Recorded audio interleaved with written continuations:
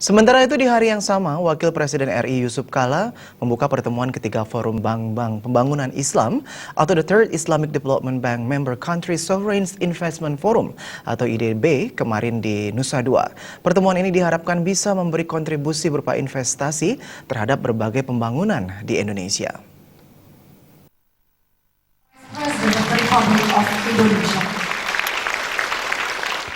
Dalam kesempatan tersebut, Wakil Presiden RI Yusuf Kala berharap melalui pertemuan seperti IDB dapat membagikan pengalaman dalam menghadapi perubahan pola perekonomian di berbagai negara di dunia.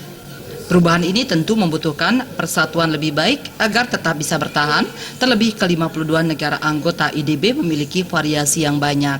Tak hanya itu, selain menyampaikan pentingnya investasi untuk mencapai keadilan sosial, JK juga berharap IDB menemukan langkah strategis guna mengantisipasi segala perubahan pola perekonomian di dunia. Karena perubahan yang diantisipasi dengan langkah yang tepat membuat setiap negara bisa bertahan. Pertemuan IDB ini juga diharapkan bisa memberi kontribusi berupa investasi terhadap berbagai pembangunan di Indonesia. Saya ingin menyampaikan harapan semuanya kepada kita bahwa investasi bersama hanyalah dengan kebersamaan dapat meningkatkan keadilan sosial di banyak negara-negara anggota ini. Pengalaman di Indonesia bahwa kita dapat bersatu bila kita memajukan keadilan sosial di satu negara.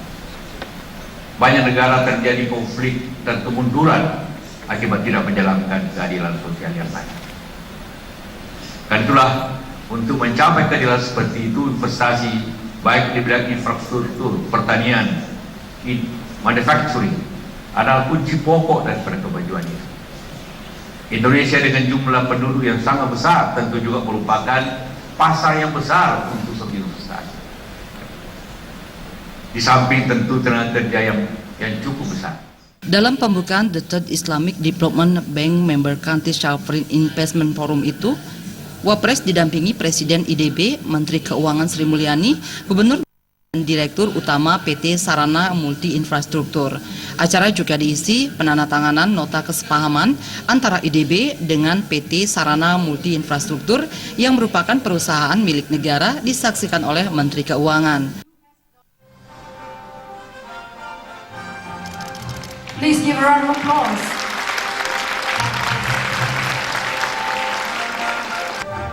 Thank you very much.